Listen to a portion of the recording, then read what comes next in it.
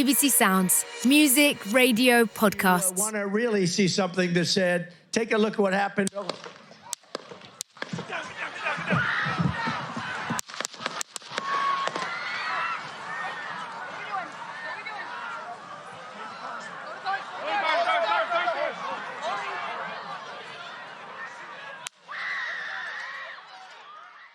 So that's what happened. Donald Trump shot at a rally in Pennsylvania. It happened on live television. It happened in a flash. And suddenly, for us, for America, for the world, we are in a new situation, a situation where a presidential candidate in the run-up to an election on the eve of his party convention has been shot and injured. Welcome to this emergency episode of Americast.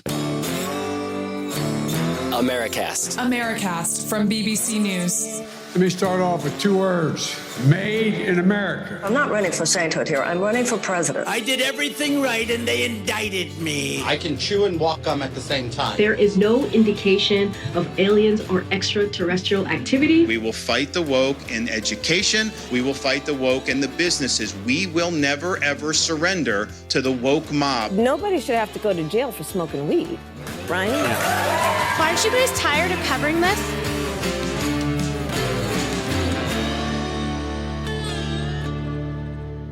Hello, it's Justin at home in the city of Bath in the English West Country. Hi, it's Sarah here. I'm in an Uber heading to the airport very, very early in the morning to try and make it to Milwaukee for the Republican convention, rather earlier than planned. And it's Marianna, aka Misinformation, in the studio, the worldwide headquarters of Americast in London. Should we start with what we know? And that might come from you best, Sarah, to kick us off. I mean, we know a lot because we saw it unfold and the pictures are there to see it unfold. But do we know anything more about deaths, injuries, apart from Donald Trump and indeed the person who did it? At this point, we know exactly what you say, that Donald Trump was injured. One bystander was killed, two are in a critical condition, and the gunman himself was shot dead by the Secret Service. It's deeply, deeply shocking, every element of that, and there are so many questions to unpack. I mean, the immediate reaction, not just of shock and horror, was how could this possibly have been allowed to happen? And maybe we'll talk about this later. I mean, it does seem to be an extraordinary lapse where people who were attending the rally could see this man crawling across the roof of a low nearby building. They could see his rifle and they were trying to point him out to the police. I mean, this is an area that was supposed to have been entirely under the control of the Secret Service, who had sharpshooters around. It's just that they weren't trained in the right place. Before we get to the politics of it, let's just focus on what was seen and what people said, because there's an interview that was done with the BBC with our colleague Gary O'Donoghue almost immediately after it happened. Let's listen to a bit of this. This is with a bystander. We noticed a guy crawling, bear crawling up the roof of the building beside us, 50 feet away from us. So we're standing there, we're pointing at the guy crawling up the roof. And he had a gun, right? He had a rifle. A rifle. We could clearly see him with a rifle, absolutely. We're pointing at him. The police are down there running around on the ground. We're like, hey, man, there's a guy on the roof with a rifle. And the police are like, huh, what? Like they didn't know what was going on. We're like, hey, right here on the roof. We can see him from right here. We see him.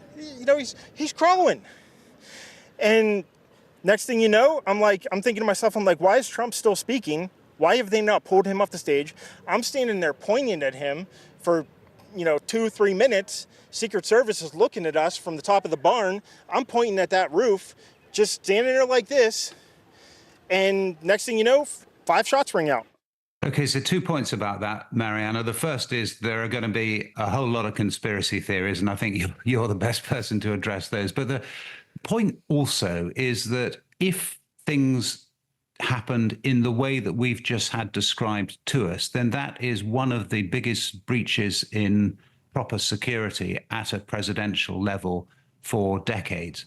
And anyone who goes to any of these presidential rallies will know, I mean, not just Donald Trump, but anyone will know that they really do lock them down. They certainly lock down high buildings. The whole point is that you shouldn't be able to get a shot at a president or a presidential candidate from a high building. And I've certainly been on many of these things where you look around and you see the sharpshooters, but you also see that high buildings have been completely evacuated. It's just not possible to get up with a close shot. So if it turns out to be true, Marianna, then it's not a conspiracy theory. There has been, at the very least, a major breach of protocol in the FBI and in those who are tasked with managing Donald Trump's security. But I'm guessing online, I haven't looked, but I'm guessing online these things are already being said. There is an absolute tidal wave of speculation, conspiracy theories, hate, disinformation of all stripes coming from all kinds of different places. And I actually think part of why that is happening, aside from this kind of big unprecedented thing occurring, which obviously lots of people are kind of wanting answers and are worried about, is what you say, Justin. It's that people can't believe that would be possible or believe that this has happened because they're kind of aware of the usual security protocols and other stuff like that. And that's where a lot of the speculation, some of the more outlandish speculation is spawning from, because people are saying, well, hold on a second, how come this was able to happen? And when this happened late in the kind of evening into the early hours of the morning UK time, I obviously powered up my undercover voters and started looking at their social media feeds. We know who the undercover voters are fictional characters with social media profiles across the main different platforms, and I'm able to investigate what they're being pushed and targeted with. And all of their feeds were overwhelmed with talk about Donald Trump and what had happened at this rally. The word staged was trending on X, Twitter, people suggesting that this had been staged, that it had been planned. You know, all of the evidence available suggests that's not the case, but that this was something that Trump had planned, were what lots of these posts had seemingly falsely suggested. And that was a lot of people who don't like Donald Trump posting that, people who were left-leaning, and then a lot of people who support Donald Trump, and certainly some of the kind of very vocal people online, supporters, were then pointing to the idea that, you know, this was part of a plot or a plan to harm Donald Trump that was beyond any individual shooter, but part of a kind of deep state cabal, part of the kind of other conspiracy theories we've heard a lot about in terms of this idea that you know, there are lots of satanic people who are looking to do this kind of stuff to Trump and so on. So it's kind of aggravated a conspiracy theory school of thought about false flag attacks and staged attacks and so on. And everyone is kind of scrambling around a bit. You certainly have that feeling on X. And remember that X, Twitter, is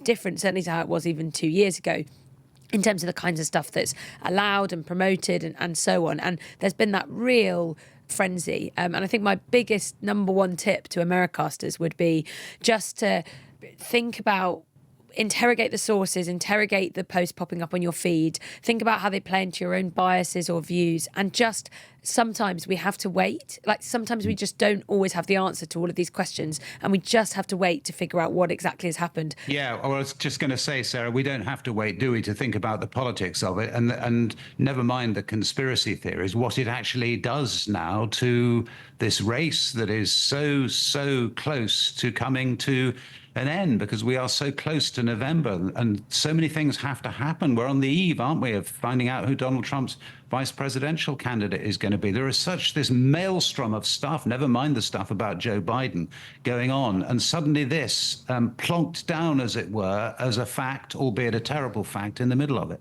Yeah, and it's normal after an event like this for politicians on all sides to absolutely condemn political violence, be thankful that Donald Trump is all right, so that they're praying for him and his family. And that happened pretty quickly. Every living former president, Republican and Democrat, came out and said things like that, and other senior politicians as well.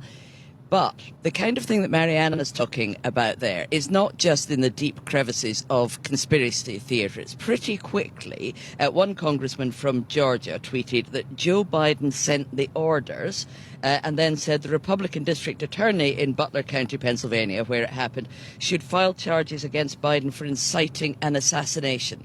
And this kind of rhetoric coming from elected congresspeople, remember, they're not shadowy figures in basements somewhere, has gone right into the heart of the political debate. J.D. Vance, supposedly one of a short list of 3 to become Donald Trump's vice president that he will announce in the coming days. He also was saying that this was a result of Democratic rhetoric painting Donald Trump as a fascist and an authoritarian led directly to this assassination attempt. So you've got two stories there, basically. Either that Joe Biden and the secret, shadowy state directly ordered this, or that it is the fault of Democrats for using rhetoric that demonized Donald Trump. And actually, Joe Biden a couple of days ago said, let's put him in the crosshairs, meaning, let's focus more on his behavior and his policies. But that kind of language, of course, in these circumstances can be very, very dangerous. So you see, first off, what's going to be a bitter fight about who's responsible for this and who's responsible for the tone and the temperature of American politics at the moment. You won't see the coming together that you often do. Like, say, for instance, after Ronald Reagan was shot in 1981, nobody was putting around this kind of political rhetoric at the time. Yeah, and then we need to think about what it actually means for the campaign. The point is on the right, though, that there is a perfectly legitimate set of questions now to be asked of the left, isn't there, and about the way in which they've demonized Donald Trump. And the suggestion being that he's been demonized as an individual and the kind of things that he wants to do have been delegitimized in a way that you wouldn't normally do with policies that are put forward by a prospective presidential candidate. So, already you've got the comments about Joe Biden and the things that Joe Biden has said about Donald Trump, but actually far worse from the point of view of the right. A lot of left-wing newspapers, the Washington Post at the end of last year, but very recently the New Republic had a picture of Donald Trump morphing into Adolf Hitler. And a lot of the talk has been, if you're on the right, overblown when it comes to what Donald Trump is planning to do. And there is this sense that you look back only a few years to when there was a congressional baseball match and a deranged person attacked them, shot a Republican member of the House, injuring him quite badly. There have been other attempts as well. And there have been attempts, of course, on the lives and an appalling attack on Nancy Pelosi, the Democratic former Speaker of the House of Representatives. Her husband attacked with a hammer. There's this kind of ongoing violence that you can say has nothing to do with those who are outside the orbit of Donald Trump, because people do tend to blame him and him alone for kind of debasing American politics, as they would put it. But I think a lot of Trump supporters this morning, and actually a lot of more widely of Americans, will be wondering about the rhetoric that has been used about him personally, and it is going to be a legitimate point of political discussion, isn't it? Yeah, and don't forget, when Gabby Giffords, the Democratic congresswoman, was shot 15 years ago or so, it was blamed very much at the time on radical right-wing rhetoric, that they had been using language, talking about things like putting people in the crosshairs. And there was a famous case, actually, Sarah Palin sued the New York Times for defamation because they blamed her for some of the things that she had been saying to inspire somebody to shoot Gabby Giffords. So we have seen this on the other side. We have seen the left blaming the right for using incendiary rhetoric and it causing somebody to be shot. So, this does happen, and it doesn't mean that these howls of outrage are necessarily, just from left field. This will be part of the mainstream political discourse. I particularly find this in the kind of social media age of like flurry of speculation and pointing fingers and what's going on. There are all kinds of different things at play, and it can be quite hard to kind of untangle them in terms of the impact that they consequently have. And I mean, one thing that's really struck me about this is that often when something happens, conspiracy theories come from kind of one set of political supporters or another across the political spectrum, but they don't tend to be kind of existing in all spaces on all sides. And it certainly feels like right now that's something that's going on because the conversation is so polarized and because people feel very strongly about it. And I don't know what either of you think about this, but in terms of, the impact this has beyond today, in terms of, are there lots of very angry Democratic supporters who genuinely believe that the shooting was staged in some way? Are there lots of very angry Trump supporters who believe that this was ordered by Joe Biden and a shady cabal? Like, what are the ramifications of this? And that's, I guess, kind of for me, like a lot of the social media frenzy can feel almost like it's a kind of sideshow, but there is a possible real world impact in terms of the way it shapes the discourse and the actions that happen now. Yeah, so that discussion we were sort of introducing, the idea of who is to blame in the widest sense, is in a sense for another day, isn't it? Because there's an election on and it's going to have an immediate impact. And I tell you, Sarah, I mean, For me, just looking at the pictures, and a lot of people will have seen these pictures of Donald Trump with blood on his ear, with the raised fist, with the sound of him saying, where are my shoes? I want to take my shoes with me. Just the degree of composure. I can tell you, I've been shot at in the Bosnian Civil War, and it wreaks havoc with your mind. Marianna and my mutual friend Jeremy Bowen has been shot at, and I think if he were here, he would say it has a real impact on you that lasts for a long time on any ordinary person. And the fact that Trump had the presence of mind to do what he did, to see the situation, to take it in, and frankly, to use it to his advantage, Sarah, is only going to play for him now in the immediate short-term political impact, isn't it? Yeah, Justin, those photographs of Donald Trump, as you say, with blood on his ear being rushed off the stage by the Secret Service are absolutely iconic. And it's because he's got his fist in the air, pumping the air in an act of absolute defiance, as you say, in the middle of a terrifying moment. Those are photographs for the history books for the ages, but also for this campaign. It's a striking image that, of course, is going to play very, very, very strongly, both to his supporters and to anybody who is undecided about this election.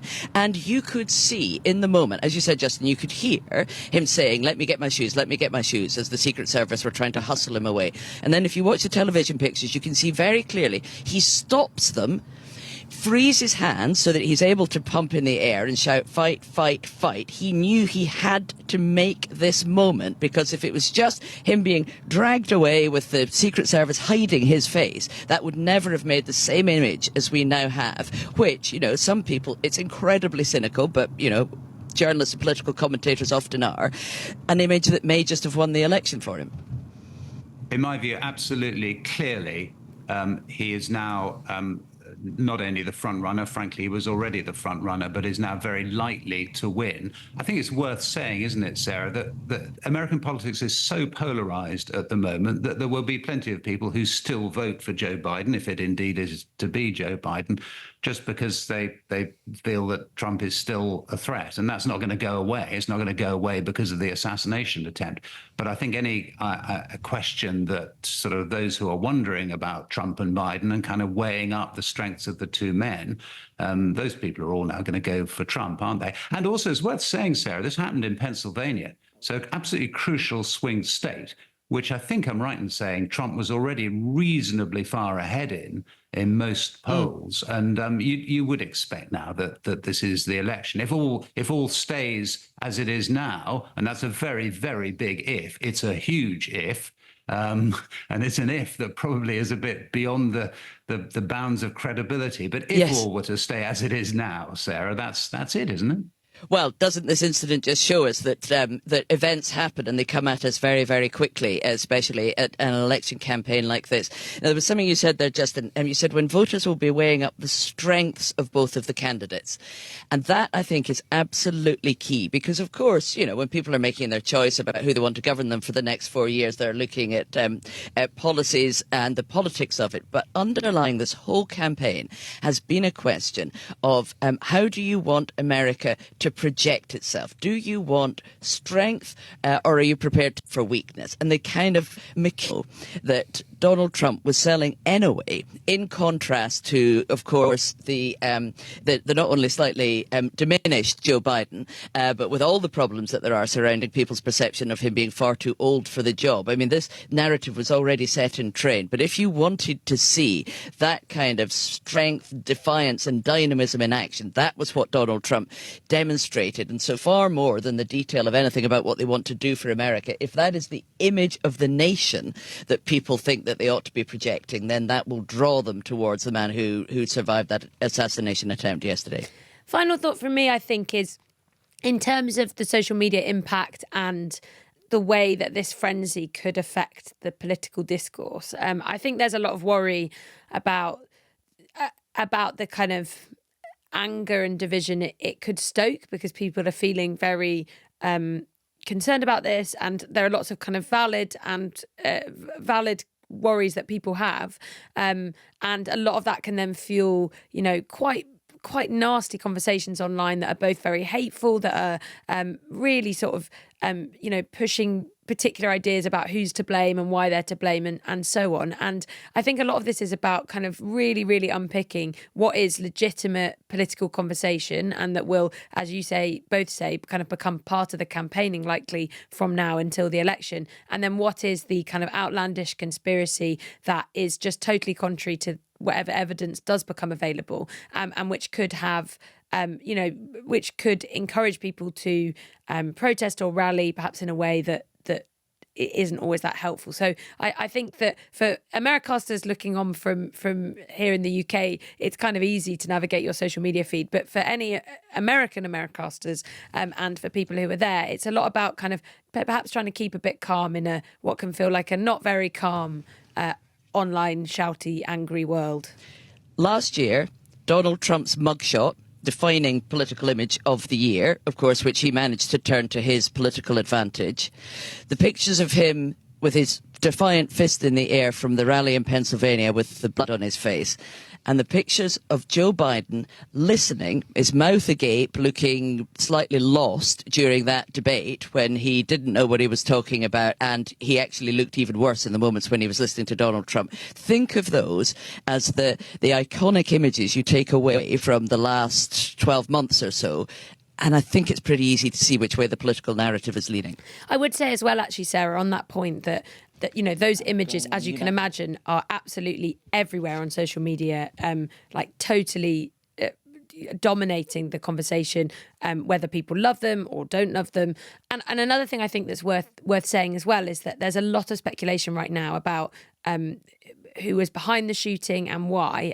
There are very concrete examples of people, for example, an Italian football journalist who've been falsely accused of being the shooter in question, who are absolutely not the shooter in question. And so be really wary of that, because, the amount of disinformation and hate being levelled at people who actually have nothing to do with this is pretty extreme right now. And that kind of trend, the same tactics we see all the time, people being falsely accused, stuff being, lots of allegations about things being staged, crisis actors, some of the kind of conspiracy language we hear a lot is popping up on all sides of the political spectrum.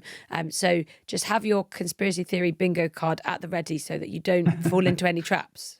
Yeah, okay. Well, from me, just two thoughts, really. Number one, about Trump himself, there is no question that it has strengthened him politically.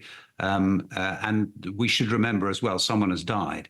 A man who's gone to that Trump rally with the intention of hearing Donald Trump has been killed by this person. And that is going to itself have a huge impact on the way that all of this plays now. It's not just a goodness, this was a lucky escape kind of thing. It is a very lucky escape for Donald Trump, but it's not a lucky escape for that man, and it's not a lucky escape for America. There are real implications from all of this. And just a second thought about Joe Biden. I mean, it is going to strengthen those on the Democratic side who say, for goodness sake, we have to change the picture. We cannot go into this election now even more certain to lose to Donald Trump than we said we were. And we've also got to go into this election with a positive message about what we do, not just a hate-filled message about Donald Trump and what he seems to be about to do. And if we don't change those pictures, we will fail in this. And I think that is going to be the order of the day now. I do expect it to lead to more calls for Biden to go. Anyway, that's it from Americast, from Sarah, from Marianna, and from me, at least for the time being. When I say for the time being, we might be back later in the day, I suppose. But and poor Sarah's got to actually get somewhere.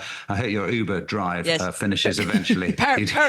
Perfect timing. I have just arrived at the airport and I'm off to check in. Maybe Good talk luck, to you Sarah. Later. Bye, Sarah. Bye. Bye-bye. Bye all. Bye. Bye. Americast from BBC News. Thanks for listening to Americast from BBC News. You can subscribe to this podcast on the free BBC Sounds app, which is now available worldwide.